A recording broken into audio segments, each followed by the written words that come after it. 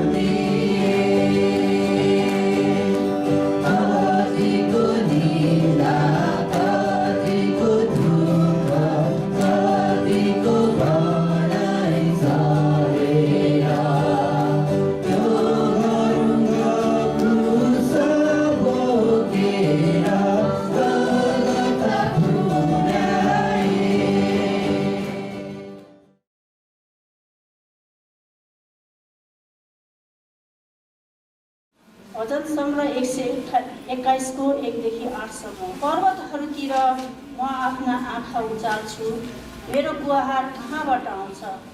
स्वर्ग र पृथ्वी सृजना गर्नुहुने परम प्रभुबाट मेरो गुहार आउँछ। उहाँले तिम्रो खुट्टा चिप्लन दिनुहुने छैन, तिम्रो रक्षा गर्ने कहिले उम्नुहुने छैन। साँच्चै नै इस्राएललाई रक्षा गर्नुहुने चाहिँ न त आउनुहुन्छ न त सुत्नुहुन्छ। परमप्रभु तिम्रा रक्षक हुनुहुन्छ, परमप्रभु तिम्रो दाहिने हाततिरको तिम्रो छहारी हुनुहुन्छ। दिउँसो घामले तिम्रो हानि गर्ने छैन, न त जुनले राति तिम्रो कुनै हानि गर्नेछ। परमप्रभुले तिमीलाई सब विपत्तिबाट जोगाउनुहुनेछ।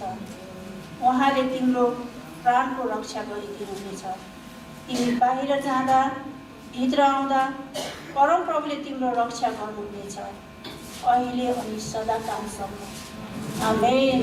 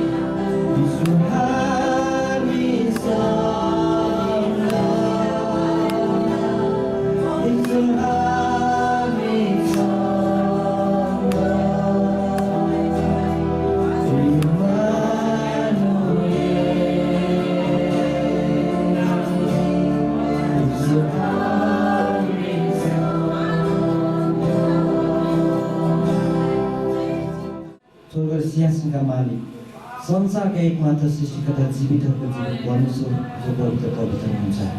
हामी प्रभु तपाईँलाई धेरै धन्यवाद दिँदछौँ, किनभने तपाईँको नाउँ मात्र सर्वोत्तम नाउँ हो। तपाईँ मात्र स्वर्ग सिंहासनका मालिक हुनुहुन्छ प्रभु। तपाईँ मात्र प्रभु मानिस जातिका एकमात्र सृष्टिकर्ता, मुक्तिदाता हुनुहुन्छ प्रभु। हामी तपाईँलाई धेरै धन्यवाद दिँदछौँ, जो तपाईँ हाम्रो इम्मानुएल हुनुहुन्छ, जो तपाईँ हामीहरूसँग सधैँभरि रहनुहुने परमेश्वर हुनुहुन्छ प्रभु। हामी तपाईँलाई धन्यवाद दिँदछौँ प्रभु, तपाईँको महान बलिदानको निम्ति, तपाईँको महान कार्यको निम्ति।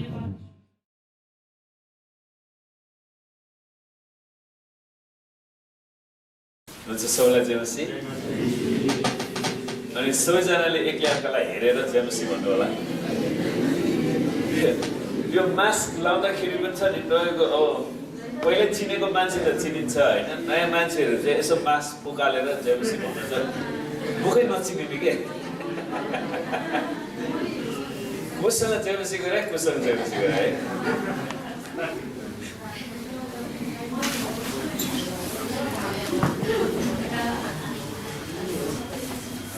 हुन्छ, पहिला आउँछ प्रार्थना गरौँ। परमेश्वर पिता, हामी तपाईँलाई धन्यवाद दिँदछौँ, किनकि तपाईँ हाम्रो असल पिता हुनुहुँदछ। हामी तपाईँलाई धन्यवाद दिन्छौँ प्रभु, तपाईँले हामीलाई परमेश्वरको परिवारमा ल्याउनु भएको छ।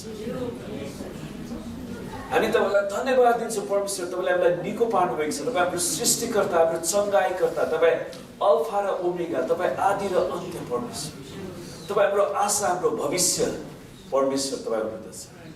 हामी तपाईँलाई धन्यको भन्दछौँ प्रभु। हामी प्रार्थना गर्छौँ आज बिहानको सेवाको सिंहासनमा प्रभु तपाईँ आउनुहोस् र विराजमान हुनुहोस्। तपाईँ मात्र हाम्रो मण्डलीको प्रभु र परमेश्वर हुनुहोस्। तपाईँ मात्र हाम्रो पुनरुत्थान एक्लेसिया मण्डली परिवारको प्रभु र परमेश्वर हुनुहोस्। र म र मेरो घरानाले प्रभु, मेरो पुनरुत्थान एक्लेसिया मण्डली परिवारको घरानाले हामी तपाईँको मात्र सेवा गर्नेछौँ। हामी तपाईँलाई धन्यको भन्दछौँ प्रभु। यो सङ्गतिको सुरुदेखि अन्तसम्म पवित्र आत्मा तपाईँ आफ्नो बिकनाले हामीलाई अगुवाई गर्नुहोस् येशूको नाम।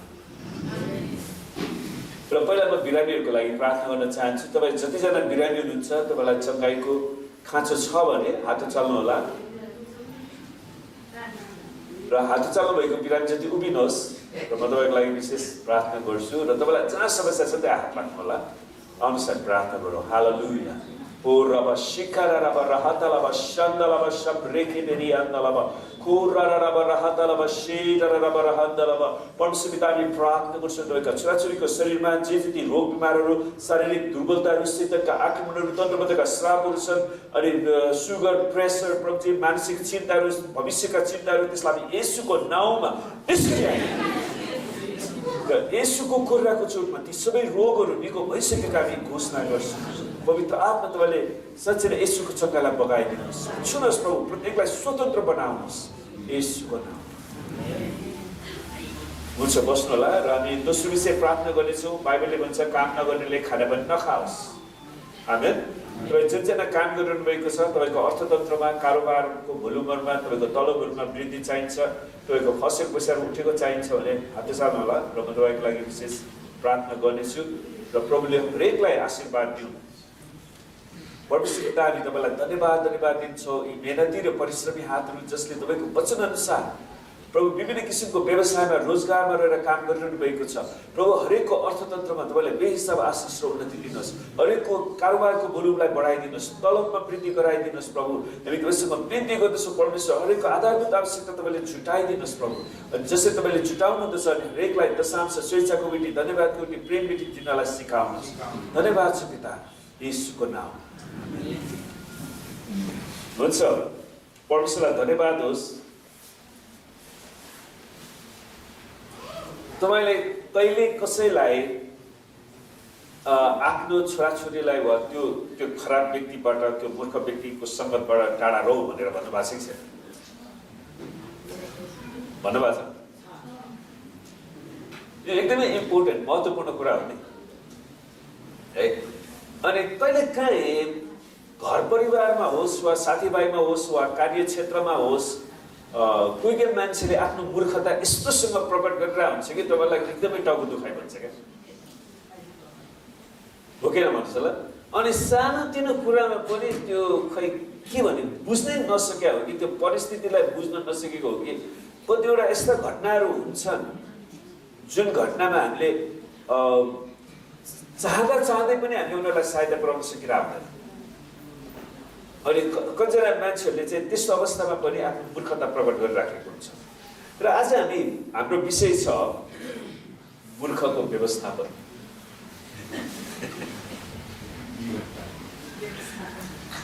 मूर्खलाई कसरी ह्यान्डलिङ गर्ने, खास इङ्ग्लिसमा मूर्खलाई कसरी ह्यान्डल गर्ने वा मूर्ख मानिसलाई कसरी उनीहरूसँग व्यवहार गर्ने, त्यो विषयमा हामी विशेष गरी हेर्नेछौँ।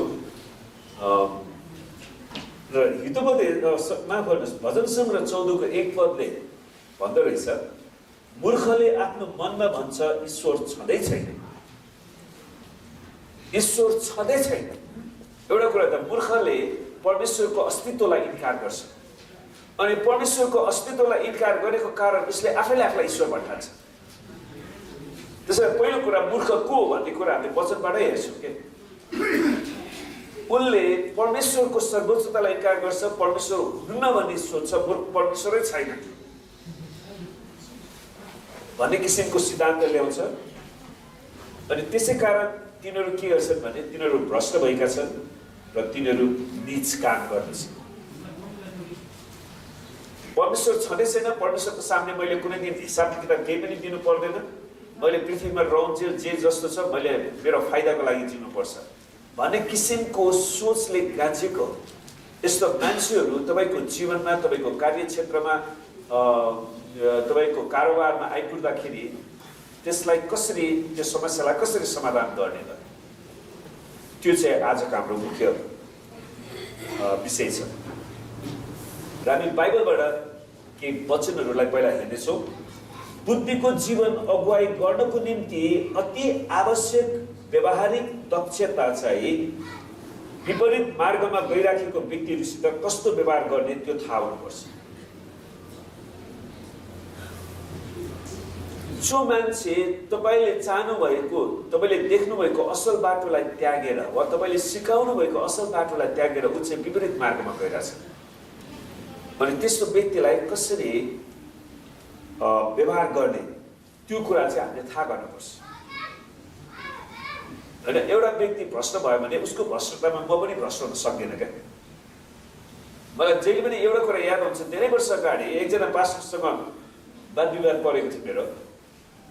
अनि उहाँको वाद विवाद कस्तो भने यदि पास्टरले पाप गर्यो भने सबै मण्डलीले पाप गर्नुपर्छ। अनि मलाई चाहिँ चित्तै बुझेन क्या। मैले भने पास्टर दाइ म तपाईँको कारणले प्रभुलाई विश्वास गरेर आएँ, तपाईँ मेरो पापको निम्ति क्रुसमा मरेको पनि होइन, मलाई तपाईँले ड्राइभिङ गरेर स्वर्ग पुर्याउनु परे पनि छैन, तपाईँको क्रिस्चियन बसमा म चढ्नेवाला छैन, किनभने तपाईँ त नरकमै पुर्याउन चाहनुहुन्छ। कसैले के नठान्छ भने पास्टर चाहिँ ड्राइभर हो क्या, अनि उसको बसमा बस्ने सबै क्रिस्चियनहरूलाई उसले चाहिँ ड्राइभिङ गरेर स्वर्गमा पुर्याउनु। अब उसले यदि पास्टरले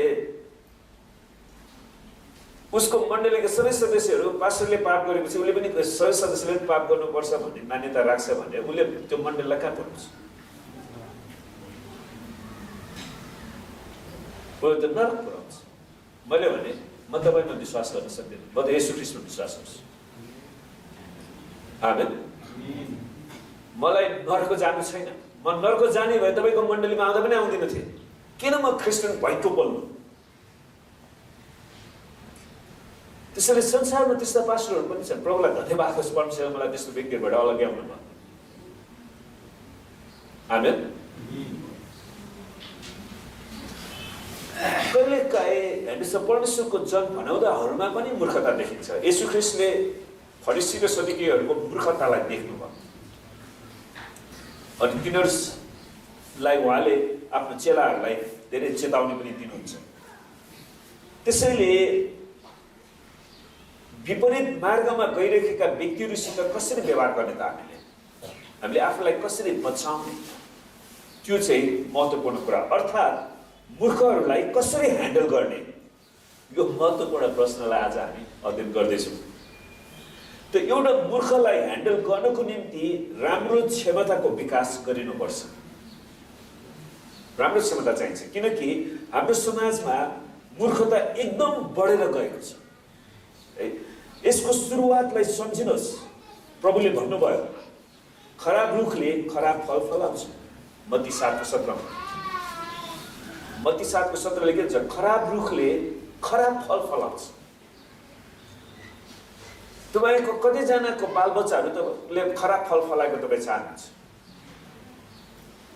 ड्रग एडिक्ट बन्ने, अचेल मोबाइल एडिक्ट है। मोबाइल एडिक्टले गर्दाखेरि त्यो सानो मोबाइलले यस्तो समस्या ल्याइदियो कि उसले आफ्नो पढाइ पनि बिर्सिन्छ, आफ्नो जिम्मेवारी बिर्सिन्छ, उसले घरको काम बिर्सिन्छ, लुगा धुन बिर्सिन्छ, भाँडा मान्न बिर्सिन्छ, भात पकाउन बिर्सिन्छ। हुँदाहुँदै त्यही हेरेर ट्वाँ गरेर बस्छ।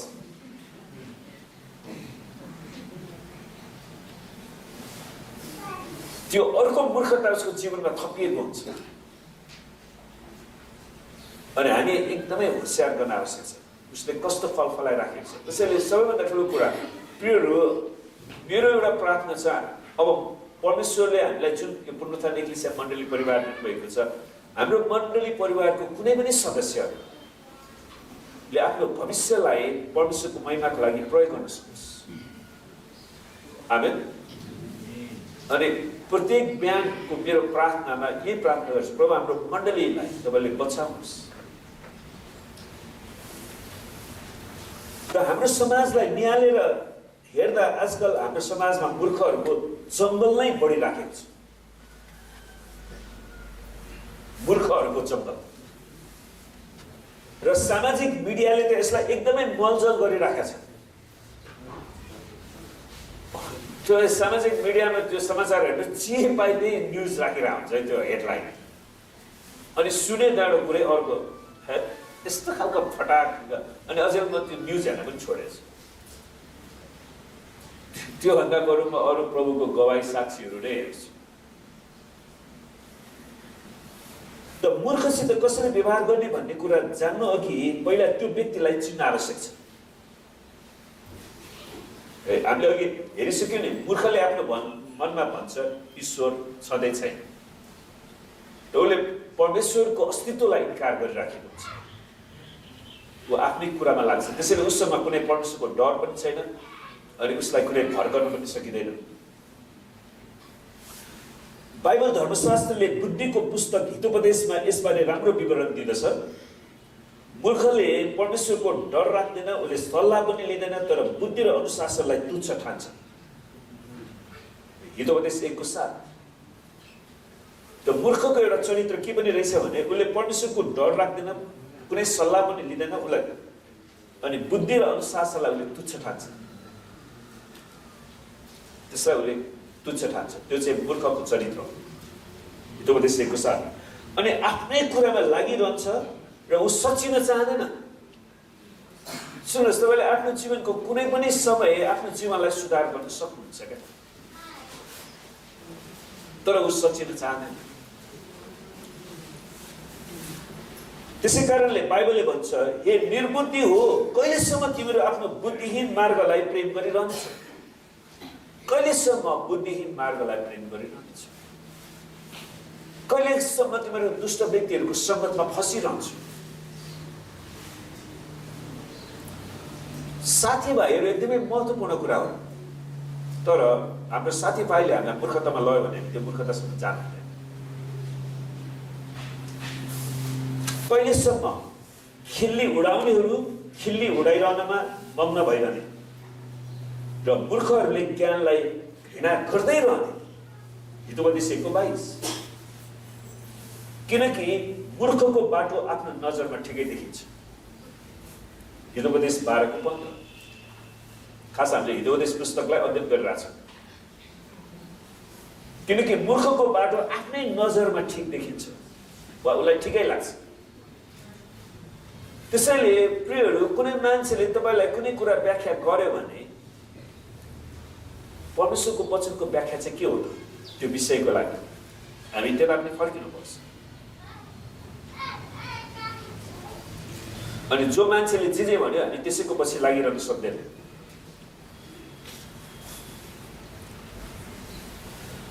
यसै कारण मूर्खको बोलीले आफ्नै पीठमाथि लाठो ल्याउँछ। हितोपदेश 14 को 3 पद। मूर्खको बोलीले नै आफ्नै पीठमाथि लाठो ल्याउँछ, किनकि उसको बोली नै त्यस प्रकारको बोली हुन्छ। मूर्खले आफ्नो रिस झट्टै पोखाउँछ। हितोपदेश 12 को 16। मूर्ख व्यक्तिको एउटा चरित्र चाहिँ रिस पोखलिहाल्छ। रिसलाई कन्ट्रोल गर्न नसक्नु पनि मूर्खता रहेछ।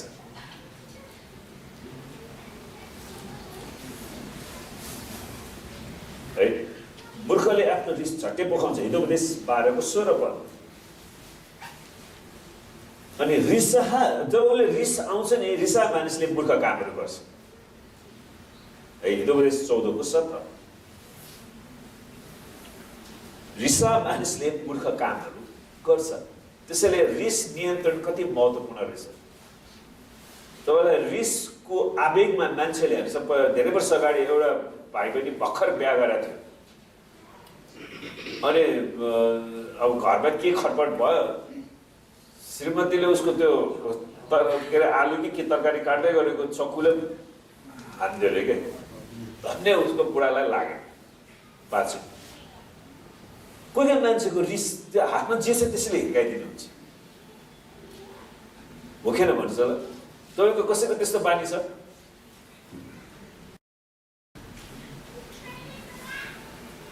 हेर्नुहोस्, त्यो बानीबाट पनि छुटकारा चाहिन्छ। रिसलाई नियन्त्रण गर्न नसक्नु पनि मूर्खताको एउटा चरित्र रहेछ।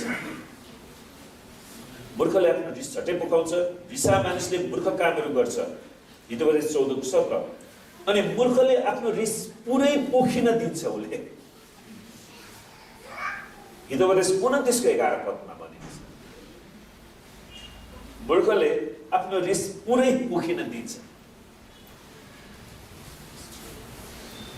अनि मूर्खको अर्को चरित्र के रहेछ भने मूर्खले आफ्नो जिब्रोलाई नियन्त्रणमा राख्दैन।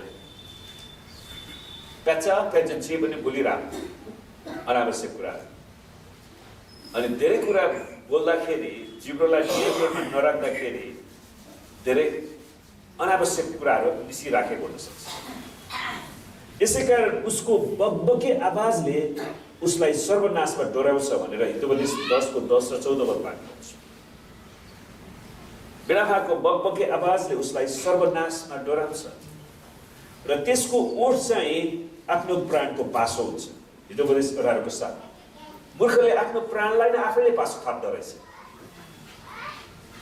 अनि ऊ विनाशमा जान्छ। मूर्खको यस्तो चरित्रले राजा चरित्रको कारण चाहिँ राजा सुलेमानले एउटा उखान भनेका छन्। मूर्खको यो चरित्रको भएको कारणले राजा सुलेमानले दिएको उखान, मूर्खको ओठले आफैमाथि कलह ल्याउँछ। कलह भनेको के? झगडा। मूर्ख मान्छेलाई झगडा भएन भने उसलाई शान्ति नै हुँदैन र त्यसको मुखले पिटाइ निम्त्याउँछ। हितोपदेश 18 को 6 पदमा। मूर्ख मानिसको चरित्रलाई हामीले हेरिराखेका छौँ। मूर्खको शिक्षा वा मूर्खको हितोपदेश लङ्गडो मानिसको झुन्डिएको लुला गोडाहरू चाहिँ हुन्छ। तपाईँले देख्नु भएको छ नि, कोही कोही लङ्गडो मान्छे बिचरा त्यो खुट्टै टेक्न नसक्ने, खुट्टा छैन भने खुट्टा छ भने टेक्नै नमिल्ने। मूर्खको मूर्खता चाहिँ त्यस्तै हुन्छ क्या, उसको शिक्षा पनि त्यस्तै हुन्छ। त्यसले कहिले पनि ठिक ठाउँमा टेकाउँदैन। कोही मान्छेहरू कहिले पनि ब्यालेन्समा कुरा गर्न जान्दैनन्। थाहा छ तपाईँलाई, उनीहरू जहिले पनि कि चाहिँ वाक्दै कि चाहिँ स्वात्तै छैन।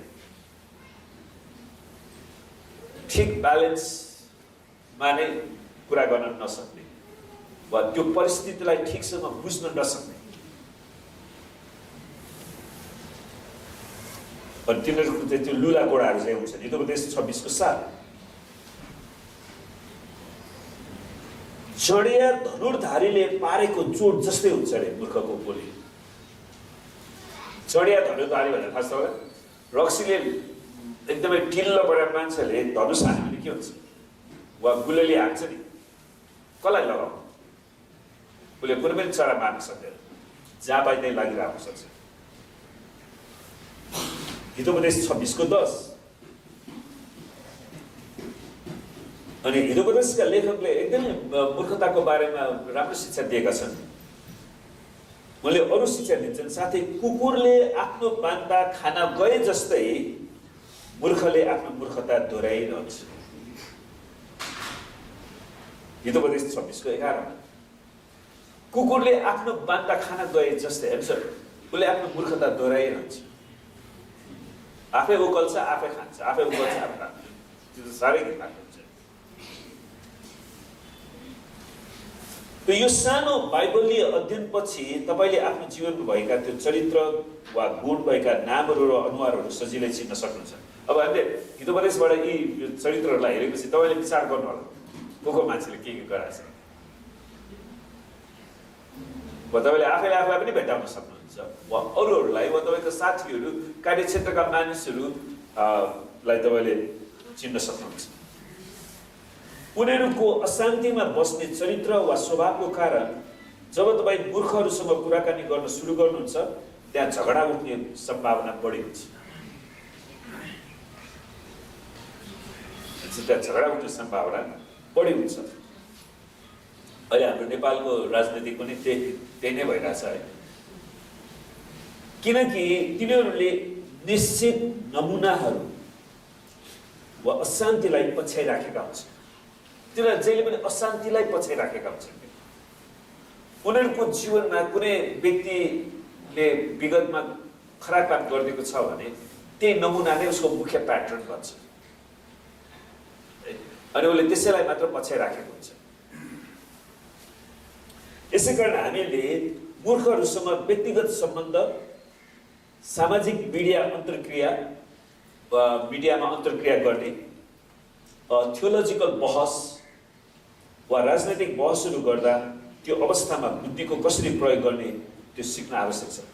त्यसैले मूर्ख मान्छेहरूसँग बहस गर्दाखेरि कसरी बहसलाई अगाडि बढाउने त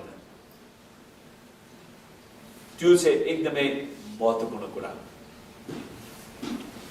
र मूर्खहरूसँग व्यवहार गर्दा मूल्य चुकाउनु पर्ने अवस्था हुँदाहुँदै पनि हामी 3वटा सिद्धान्तलाई अध्ययन गर्नेछौँ।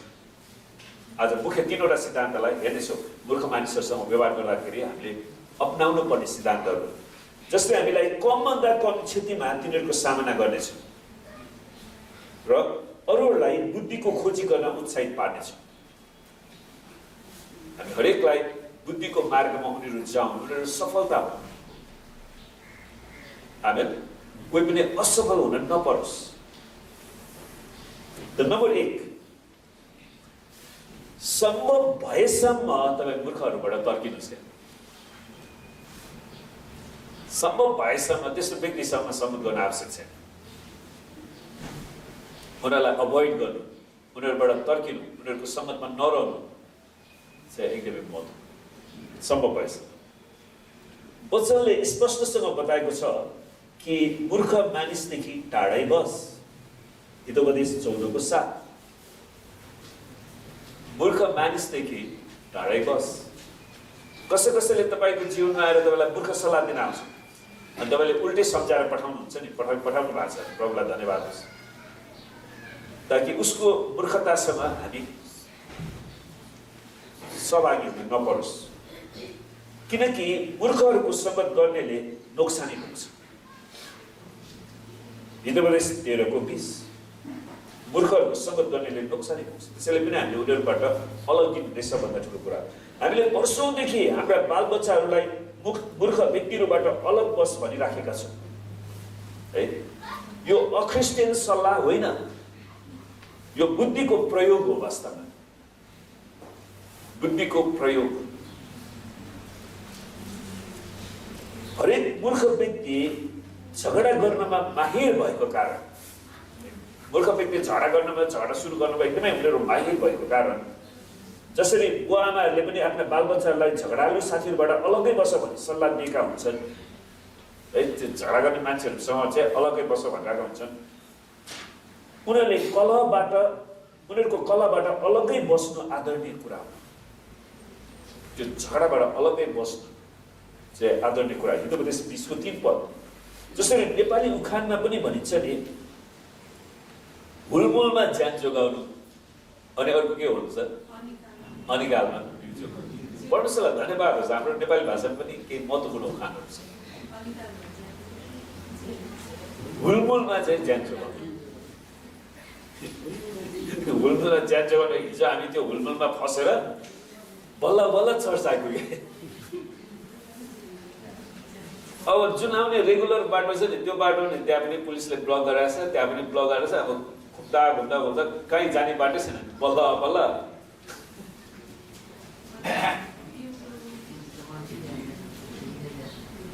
है। त्यसैले हुलमुलमा ज्यान जोगाउँ। त्यसैले कहिले काहीँ यस्तो खालको कुराहरू हुँदाखेरि हामी नजानु। प्रभुलाई धन्यवाद छ, टेलिभिजनबाट हेरेर पनि मिलिहाल्छ नि के भइरहेछ सहरमा। अनि अनिकालमा बिउ जोगाउने महत्त्वपूर्ण सल्लाह हामी नेपाली उखानले पनि दिन्छ। तपाईँले बिउ नै सबै खाइदिनु भयो भने सिद्धियो क्या तपाईँको जीवन। किनकि बाइबलले भन्दछ मूर्खलाई त्यसको मूर्खतामा भेट्नुभन्दा त बरु बच्चा खुसीको भालु भेट्नु बेस। एउटा जनावर भालुको उसको बच्चा खोसेको छ भने उसको बच्चालाई खोजीको लागि कसरी गर्जेर हिँडिराखेको हुन्छ। बरु त्योसँग भेट्दाखेरि जीवन बचाउन सकेला। मूर्ख मान्छेलाई त्यसको मूर्खतासँग भेट्नुमा। हितोपदेश 17:12। त्यसैले हितोपदेशका लेखकले परमेश्वरलाई धन्यवाद होस्, बाइबलमा कति महत्त्वपूर्ण शिक्षा छ। वास्तवमा यो हितोपदेश हाम्रो 1 क्लासदेखि 10 क्लाससम्म राख्नुपर्ने हो क्या यो पाठ। किनभने त्यहाँनिर 30 अध्याय छ, 30 कि 31 अध्याय छ।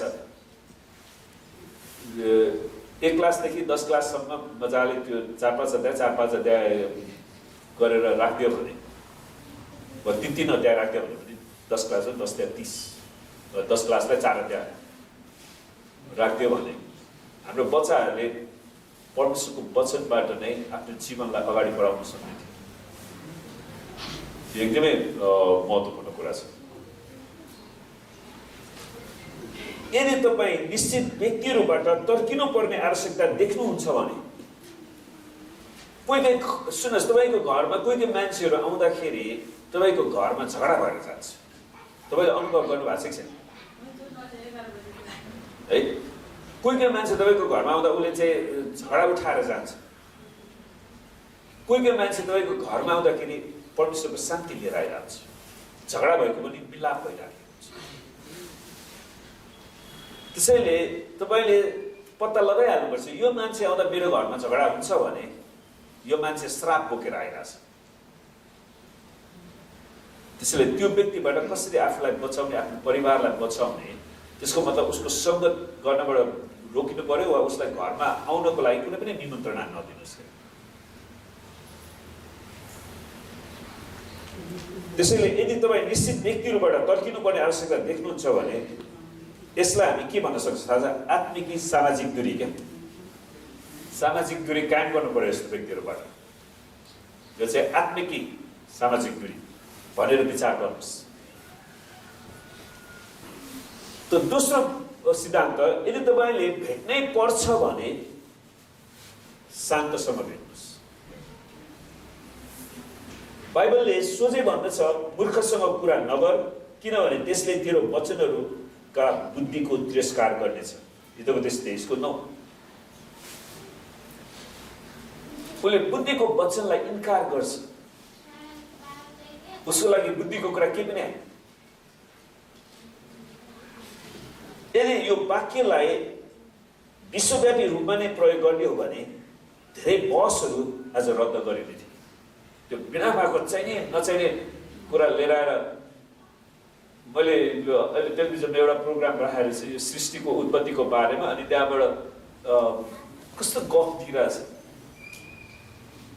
मुसाहरूबाट, अनि त्यहाँबाट केबाट मानिस विकास हुँदै आए।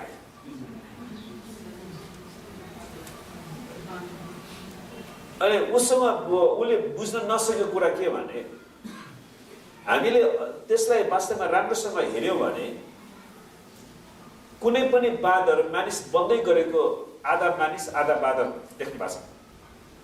विकासवादको सिद्धान्त नै छुट्टो सिद्धान्त हो क्या। थ्योरी अफ इभोल्युसन भन्ने जुन सिद्धान्त निकाले त्यो झुटो सिद्धान्त हो। अनि उनले त्यहाँनिर सर्भाइभल अफ द फिटेस्टको कुरा लिएर आएको छ, जसले आफूलाई स्वस्थ राख्छ त्यसले बाँच्न सक्छ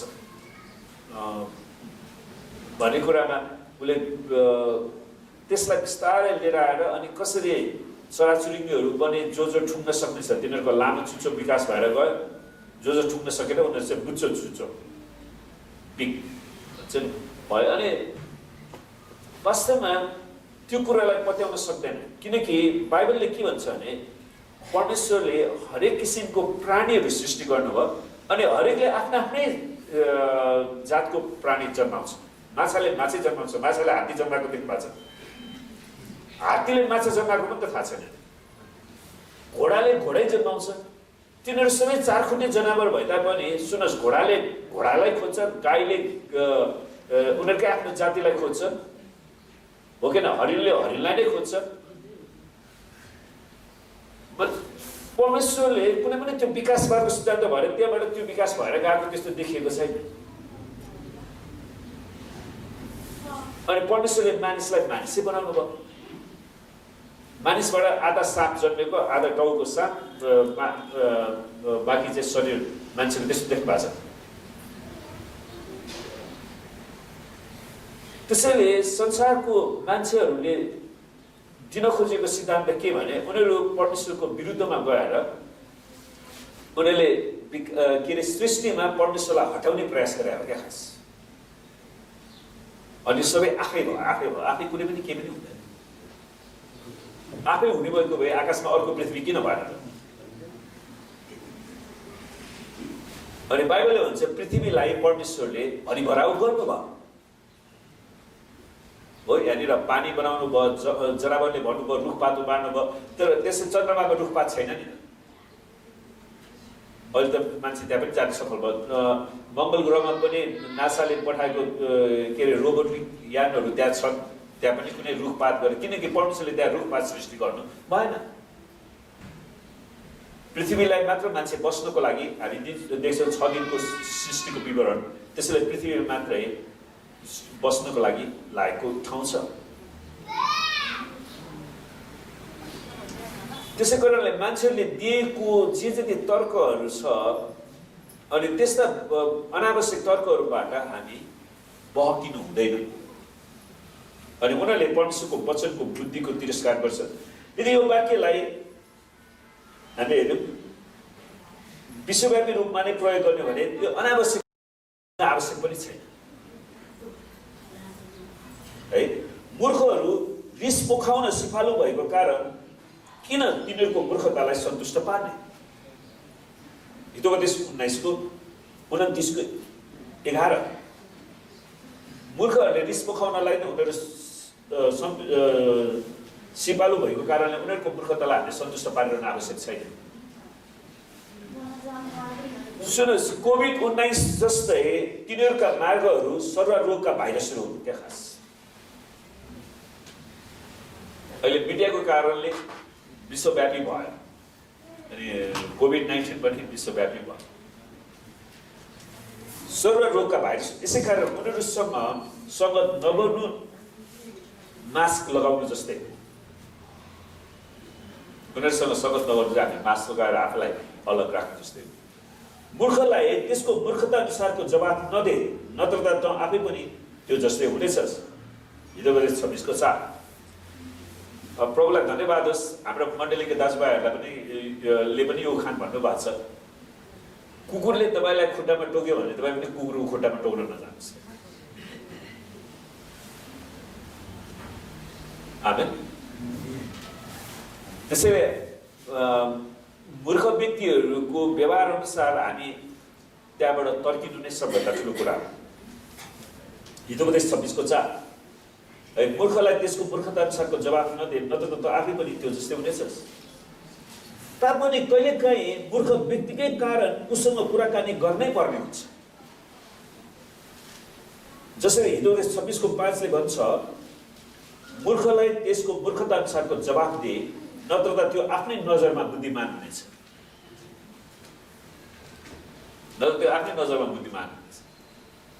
हेर्छ धेरै वर्ष अगाडि यो त्यतिखेर मेरो साइकल थियो अनि म साइकल जहिले पनि माउन्टेन बाइक थियो अनि त्यो रिपेयर गर्नको लागि बालाजुमा एउटै पसलमा जान्थेँ अनि त्यहाँनिर त्यो भाइलाई मैले सुसमाचार पनि प्रचार गर्दै थिएँ अनि एक दिन चाहिँ त्यो भाइले उसको घरपेटीलाई बोलाएर मलाई यसोको बारे प्रचार गर्ने मान्छे यही हो भनेर बताए हेर्नुहोस् है अनि त्यहाँबाट त्यो घरपेटी तातिएर मसँग रिस गर्दै तपाईँ विदेशी धर्म प्रचार गर्ने भनेर उसले मलाई भन्न सुरु गरे अनि मैले भने धर्म कहिले स्वदेशी विदेशी हुन्छ वाला भने हेर्नुहोस् बुवा तपाईँ मेरो बुवा जस्तो मेरोको मान्छे म तपाईँलाई एउटा प्रश्न सोधौँ तपाईँले साइन्स पढ्नु भएको छ फिजिक्स पढ्नु भएको छ थियोलोजी पढ्नु भएको छ हिस्ट्री पढ्नु भएको छ म्याथमेटिक्स पढ्नु भएको छ के पनि पढाएको छ अनि उहाँले मलाई दोष लगाइरहेको थियो क्या यो हाम्रो मूर्ति चोर्नेहरू यिनीहरू भनेर पनि उहाँले मलाई दोष लगाइरहेको थियो मैले भने तपाईँको मूर्तिलाई हामी पुज्दै पुज्दैन किन चोर्नु पर्ने हामी किन चोर्नु पर्ने आवश्यक छ अनि तपाईँले केही पनि पढेको छैन भने किन तपाईँले बाइबलै पढाएको छैन तपाईँ किन बाइबलको विरुद्धमा बोल्नु त्यो भनेपछि त्यसपछि उसले एकैचोटि कुरा फेर्यो क्या अनि त्यो करिब 45 सालको कुरा होला सायद किनभने भर्खर प्रजातन्त्र आएको थियो नि त अनि अहिले प्रजातन्त्रमा सबैलाई आफ्नो धर्म मान्ने अधिकार छ भने त्यसैले कुरा चेन्ज गर्यो सबैलाई आफ्नो धर्म मान्ने अधिकार छ कसैलाई कृष्ण मान्ने अधिकार छ कसैलाई शिव मान्ने अधिकार छ कसैलाई विष्णु मान्ने अधिकार छ कसैलाई येशू मान्ने अधिकार छ कसैलाई इस्लाम मान्ने अधिकार छ हो अब चाहिँ तपाईँ ठिक लाइनमा आउनु भयो अनि उसले मसँग नि बाइबल छ भन्यो अनि तपाईँको बाइबल पढ्नु न त बाइबल किन राख्नु त्यसलाई पट्याएर अनि त्यसपछि मैले उहाँलाई भने सुन्नुहोस् तपाईँले क्रिस्चियनको विरुद्धमा अबदेखि वायात कुरा नबोल्नुहोस् म तपाईँलाई बताउँछु हामी के विश्वास गर्छौँ अनि उहाँ होइन मैले भने तपाईँ क्रिस्चियन हुनु पर्दैन चिन्ता नगर्नुहोस् म तपाईँलाई हाम्रो विश्वासको सार मात्रै बताउँछु 1 2 3 4 5 गरेर तपाईँलाई लामो प्रचार पनि गरिदिउँ अनि उहाँलाई मैले हाम्रो येशू ख्रीष्टको जन्म मृत्यु पुनरुत्थान अनि मानिसको पाप त्यसको बारेमा उहाँलाई बताइदिएँ अनि तपाईँ अब गणस्थलीमा आउनुहोस् हामी भर्खर चर्च सुरु गरेको छौँ भने त त्यो बा कहिले पनि आउनु भएन तर मैले उहाँलाई त्यो नबताइदिएको भए अर्कोचोटि उसले त्यहाँनिर कति ठुलो यो क्रिस्चियनहरू के आफ्नो आत्मा बेचेको विदेशी धर्म विदेशी दलाल भनेर उसले भन्थ्यो नि त कहिलेकाहीँ उत्तर दिनु हुँदैन कहिलेकाहीँ उत्तर दिनै पर्ने हुन्छ ताकि म विश्वास गर्छु त्यसपछि त्यो बाले अर्को क्रिस्चियनलाई कहिले पनि त्यसरी सताउनेवाला छैन अब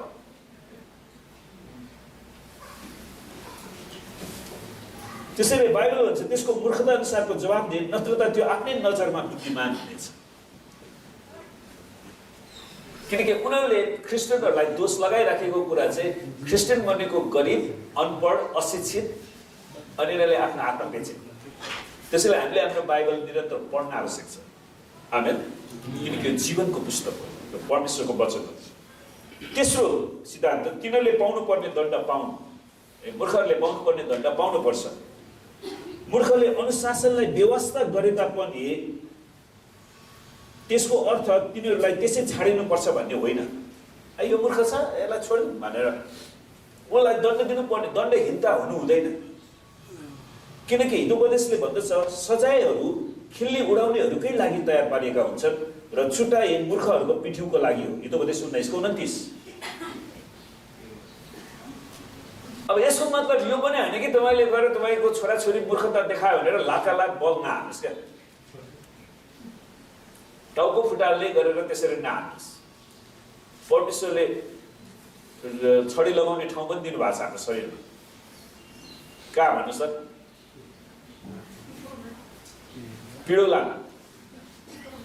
पिडोलामा तपाईँले मसिनो सिर्कनाले स्वाट हालेपछि त्यसले सुम्ला पनि बस्छ हड्डी पनि भाँचिँदैन खुट्टा पनि हुन्छ 1 हप्तालाई ठिक हुन्छ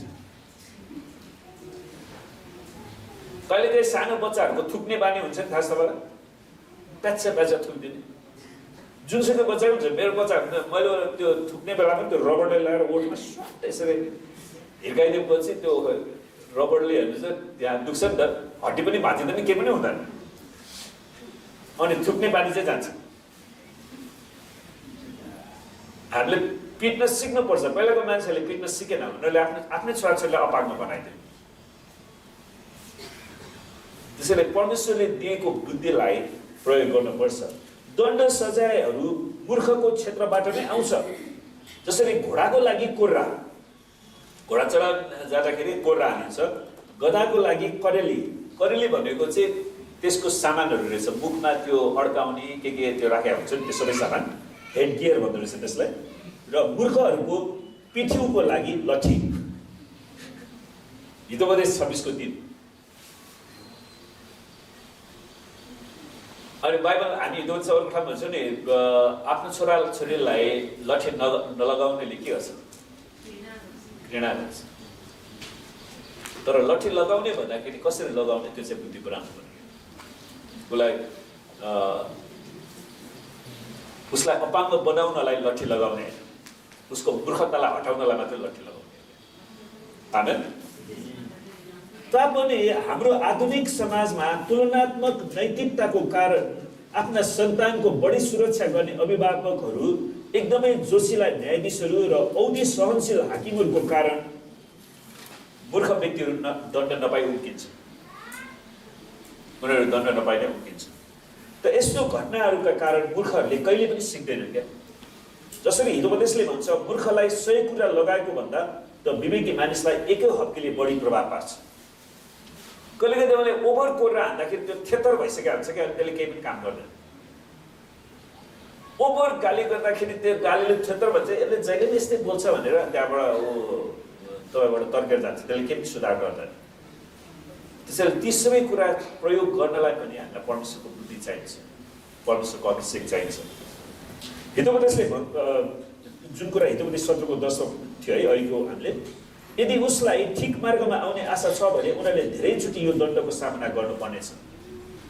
तिनीहरू अनाज्ञाकारी बालबालिकाहरू वा अप्ठ्यारो कर्मचारीहरू, कहिलेकाहीँ अप्ठ्यारो कर्मचारी, तपाईँले काम दिनुभयो, काम छैन भनेर अफिसमा काम लाउनु भयो, अनि कामै नगरिकन बस्दिन्छ।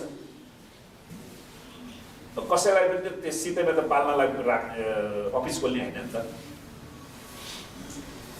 अनि हठी भिडहरू, अनि भट्किएका गोठालाहरू वा भ्रष्टाचारी नेताहरू छन् भने यो वचन तिनीहरूले सुन्नै पर्छ। ए निर्बुद्धि हो, बुद्धि प्राप्त गर। ए मूर्ख हो, समझ शक्ति प्राप्त गर। हितोपदेश 8 को 5। त यो बाइबलले चेतावनीहरू साधारण भए तापनि सन्तुष्टि दिने खालका छन्। आमेन। धेरैचोटि श्रोताहरूले उनीहरूको विरुद्धमा प्रचार गरे जस्तै ठान्छन्। एकचोटि आज पास्टरले मेरो विरुद्धमा प्रचार गरे भठानिरहेको हुन्छ।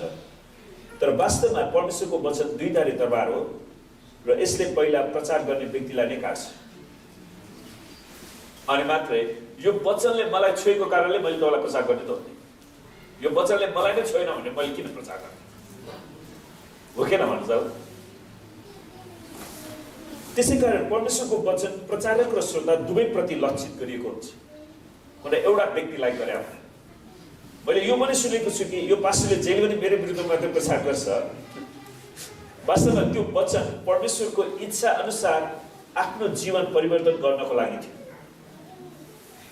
उसको जीवन परिवर्तन गर्नको लागि परमेश्वरले वचन पठाउनु, तर उसले नचाहेको कारण ऊ मृत्युमा पनि जान्छ। परमेश्वरको वचनले श्रोताहरूको जीवनलाई छुनु नै त्यसको सफलता हो।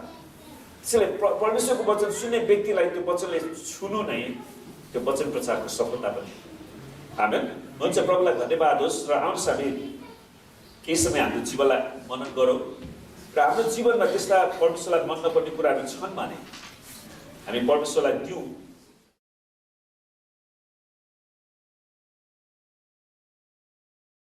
पहिलो कोरिन्थी 30:11 पढ्दैछु म। किनकि परमप्रभुबाट मैले जे पाएँ सो तिमीहरूलाई सुम्पी पनि दिए, अर्थात् जुन रात उहाँ पक्राउ पर्नुभयो त्यो रात प्रभु यीशुले रोटी लिनुभयो र धन्यवाद दिनुभयो। उहाँले त्यो भाँच्नुभयो र भन्नुभयो, यो तिमीहरूका निम्ति मेरो शरीर हो, यो मेरो सम्झनाको निम्ति गर। त्यसै गरी खाएपछि उहाँले कचौरा लिएर यसो भन्नुभयो, यो कचौरा मेरो रगतमा भएको नयाँ करार हो। जहिले जहिले तिमीहरू यो पिउँछौ मेरो सम्झनामा यो अक्सर गर। किनभने जहिले जहिले तिमीहरू यो रोटी खान्छौ र त्यस कचौराबाट पिउँछौ उहाँ नआउन्जेल तिमीहरू प्रभुमा मृत्युको घोषणा गर्दछौ। यसकारण जसले अयोग्य रीतिले प्रभुको रोटी खान्छ कि प्रभुको कचौराबाट पिउँछ त्यो मानिस प्रभुको शरीर र रगतलाई अपवित्र तुल्याएकोमा दोषी ठहरिनेछ। हरेक मानिसले आफूलाई जाँचोस् अनि मात्र त्यसले रोटी खाओस् र कचौराबाट पियोस्। किनकि प्रभुको शरीरलाई नचिनिकन जसले खान्छ र पिउँछ त्यसले त्यो खाएको र पिएको कारणले आफूमाथि दण्ड ल्याउनेछ। यसै कारण तिमीहरू मध्ये धेरैजना दुर्बल र रोगी छौ र कतिजना चाहिँ सुतिसकेका छन्। तर हामी साँच्चै आफैले आफैलाई जाँचेका छौँ भने हामी न्यायमा पर्ने छैनौँ। तर जब प्रभुले हाम्रो न्याय गर्नुहुन्छ तब हामीलाई अनुशासन गर्नुहुन्छ ताकि संसारसँग हामी दोषी नठहरियौँ। हामी पछाडिबाट हेरौँ। तर जब प्रभुले हाम्रो न्याय गर्नुहुन्छ तब हामीलाई अनुशासन गर्नुहुन्छ ताकि संसारसँग हामी दोषी नठहरियौँ। प्रियहरू, हामीले संसारलाई त्यागेर परमेश्वरलाई आराधना गर्न आएका छौँ। त्यसलाई हामी परमेश्वरको कुरालाई गम्भीर रूपमा लिन चाहन्छौँ। आमेन। अनि पौलले लेख्दछन् कोरिन्थको मण्डलीलाई, किनकि प्रभुबाट मैले जे पाएछु तिमीहरूलाई सुम्पी पनि दिए, अर्थात् जुन रात उहाँ पक्राउ पर्नुभयो त्यो रात प्रभु यीशुले रोटी लिनुभयो।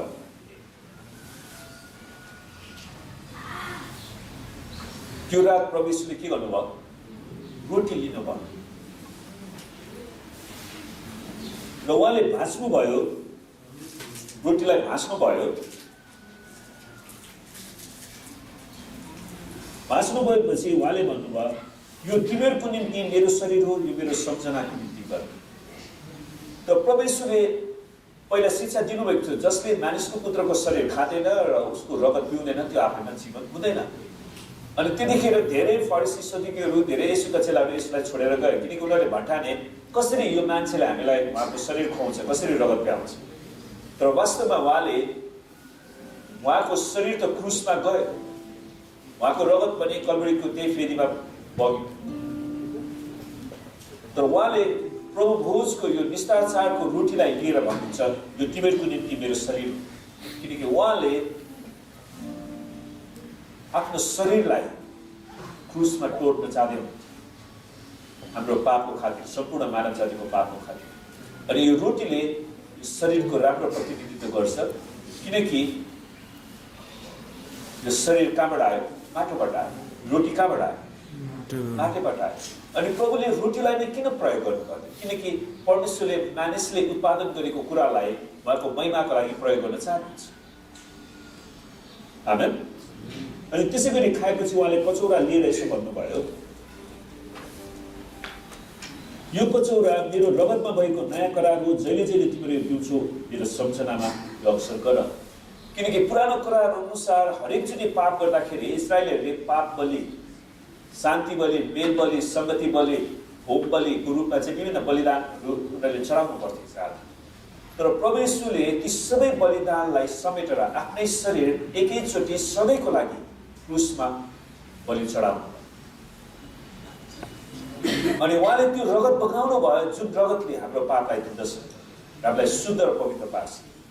हाम्रो पाप जस्तोसुकै गाढा रातो रङका भए तापनि येशू ख्रीष्टको रगतले ती सबै पापलाई धोएर पखाल्दछ। आमेन। त्यसैले येशू ख्रीष्टमा हामीलाई आशा छ। अनि प्रियहरू, उहाँले आफ्नो रगतै दिनुभयो भने रगत एकदमै महत्त्वपूर्ण कुरा। कुनै मान्छे मर्न लाग्यो भने हस्पिटलमा उसलाई के आवश्यकता पर्छ? रगतको आवश्यकता पर्छ। त्यसैले रगतको बनोट, रगतमा भएको आरबिसी, डब्लुबिसी, प्लेटेस, यिनीहरू हाम्रो शरीरको लागि एकदमै महत्त्वपूर्ण कुरा हो। अनि परमेश्वरले त्यही रगतलाई हाम्रो पाप धुनको लागि नै प्रयोग गर्नु। आमेन। त्यसैले रगत कति महत्त्वपूर्ण छ। त्यसैले जहिले जहिले तिमीले पिउँछौ मेरो सम्झनामा अक्सर गर। त्यसको मतलब के रहेछ भने हामीले जब जब पाप गर्छौँ हामीले यसलाई फेरि फेरि क्रुसमा टाक्छौँ। अनि त्यसैले हामी पापको जीवन जिउनु हुँदैन। किनभने जहिले जहिले तिमीहरू रोटी खान्छौ र कचौराबाट पिउँछौ उहाँ नाउँछौ तिमीहरू प्रभुको मृत्युको घोषणा गर्दछौ। र सबै मानव जातिको लागि खुसीको सन्देश चाहिँ यो हो कि येशू ख्रीष्ट सबै पापी मानिसको निम्ति मर्नुभएको छ। उहाँ संसारको पाप उठाइ लैजाने परमेश्वरको एउटै मात्र थुप्रा हुनुहुन्छ अनि उहाँको बलिदानले मात्र हाम्रो पापलाई क्षमा गर्न सक्छ। हाम्रो पापलाई कुनै पनि धर्मले, कुनै पनि हाम्रो आफ्नै मेहनतले, रीतिरिवाजले क्षमा दिन सक्दैन, दानले पनि क्षमा दिन सक्दैन। येशूको रगतले मात्र हामीलाई क्षमा दिनेछ। आमेन। त्यसैकारण येशू मर्नु भएको कारणले अब अर्को बलिदानको आवश्यकता छैन, अर्को धर्मको आवश्यकता छैन। अब सबैले येशूको बलिदानलाई विश्वास गर्नुपर्छ अनि उहाँको बलिदान सफल भयो किनकि उहाँ मृत्युबाट बौरिनु भयो। आमेन। त्यसैले उहाँको बलिदान चाहिँ सधैँको लागि स्थापित गरिएको छ। पुरानो करारको बलिदानहरू मरेपछि सिद्धिन्थ्यो, तर ख्रीष्ट येशूको बलिदान मृत्युबाट बौरिनु भयो। त्यसैले त्यो सदाको लागि स्थापित भएको छ। यसकारण जसले अयोग्य रीतिले प्रभुको रोटी खान्छ कि प्रभुको कचौरा पिउँछ त्यो मानिस प्रभुको शरीर र रगतलाई अपवित्र तुल्याएकोमा दोषी ठहरिनेछ। त्यसैले प्रियहरू, जसले परमेश्वरलाई विश्वास गरेर पनि पानीको बसा लिनुभएको छैन भने तपाईँको प्रभु भोजमा सहभागी नहुनुहोस्। विश्वास गर्ने एउटा कुरा हो, आज्ञाकारितामा जानु अर्को कुरा। त्यसैले मैले परमेश्वरलाई विश्वास गर्छु भने उहाँको वचनको आज्ञाकारी पनि बन्छु। आमेन। हरेक मानिसले आफूलाई जाँचोस् अनि मात्र त्यसले रोटी खाओस् र कचौराबाट पियोस्, किनकि प्रभुको शरीरलाई नचिनिकन जसले खान्छ र पिउँछ त्यसले त्यो खाएको र पिएको कारण आफूमाथि दण्ड ल्याउनेछ। त्यसैले यो प्रभु भोजले आशिष ल्याउनु पर्ने सट्टामा यसलाई हेलचक्राइ गर्दा दण्ड पनि आउन सक्छ। यसै कारण तिमीहरूमध्ये धेरैजना दुर्बल, रोगी छौ र कतिजना चाहिँ सुतिसकेका छन्। कोरिन्थको मण्डलीमा उनीहरूले हेलचक्राइ गरेको कारण त्यतिखेर कतिजनाले मृत्युदण्ड पनि पाएका थिए, कतिजना बिरामी परे उल्टो निको हुनुपर्ने सट्टामा। त्यसैले प्रियहरू, हामी जाँचो आफूले आफूलाई र आउनुहोस् हामी आँखा चिप्लौँ। परमेश्वर पिता, हामी तपाईँलाई धेरै धन्यवाद दिँदछौँ कि तपाईँले संसारलाई यस्तो प्रेम गर्नुभयो कि आफ्नो एकलौटे पुत्र येशू ख्रीष्टलाई दिनुभयो। परमेश्वर, हामी तपाईँलाई धेरै धन्यवाद दिँदछौँ। तपाईँ पिताको सम्पूर्ण आज्ञाप्रति पूर्ण रूपमा आज्ञाकारी र क्रुसको मृत्युसँग पवित्र आत्मा, हामी तपाईँलाई धन्यवाद दिँदछौँ जसले तपाईँलाई यो सत्यता प्रकट गरिदिनु भयो र ख्रीष्ट येशूलाई विश्वास गर्ने मन दिनुभयो। प्रभु, हामी प्रार्थना गर्छौँ हाम्रो देशको लागि, नेपाली जातिहरू जो अझै 3 करोडको सङ्ख्यामा छन् प्रभु, जसले तपाईँलाई चिनेका छैनन् प्रभु, उनीहरूलाई तपाईँको राज्यमा डोराउनलाई तपाईँलाई प्रयोग गर्नुहोस्। उनीहरूका आत्मिक आँखा खोलिदिनुहोस् प्रभु। हामीले जसरी यो वचनहरू युट्युबमा राखेको छ उनीहरूले त्यो युट्युब हेर्न सकुन् र आफ्नो मुक्तिदातालाई चिन्न सकुन् प्रभु। प्रीति गर्छौँ प्रभु, हामी प्रार्थना गर्छौँ आज जतिजना आउन सक्नुभएको छैन दोस्रो सभामा उनीहरूलाई सहायता गर्नुहोस्। कोही रोगी बिरामी हुनुहुन्छ भने उनीहरूलाई येशूको नाममा चङ्गाइको घोषणा गर्छौँ। कोही घटीकमीमा छन् उनीहरूको आवश्यकतालाई पुर्याउने आज्ञा दिन्छु। हप्ताभरिका सेवाकाईमा, यात्रामा, पढाइमा सम्पूर्ण काम तपाईँलाई आशीर्वाद दिनुहोस्। र परमेश्वर, हामी प्रार्थना गर्छौँ प्रभु, तपाईँले हरेकलाई, हाम्रो मण्डलीलाई आशीर्वाद दिनुहोस् र प्रत्येकलाई रक्षा गर्नुहोस्। प्रभु, हामी प्रार्थना गर्छौँ तपाईँको मुख तपाईँको मण्डलीमाथि चम्काउनुहोस् र हरेकलाई तपाईँको अनुग्रह गर्नुहोस्। परमेश्वर पिता, हामी प्रार्थना गर्छौँ तपाईँको चेहरा यस मण्डलीमाथि प्रकाश गरिदिनुहोस्। प्रभु, यस मण्डलीका हरेक सदस्यलाई तपाईँको शान्तिले भर्नुहोस् र तपाईँको नाउँ यस मण्डलीमाथि निरन्तर उचाल्ने होस्। हामी तपाईँलाई धन्यवाद गर्दछौँ र परमेश्वर पिताको प्रेम, परमेश्वर ख्रीष्टको अनुग्रह र पवित्र आत्माको सङ्गति र सहभागिता हामीहरू हरेकसित आजदेखि सदा सर्वदा रहिरहोस्। येशूको नाम।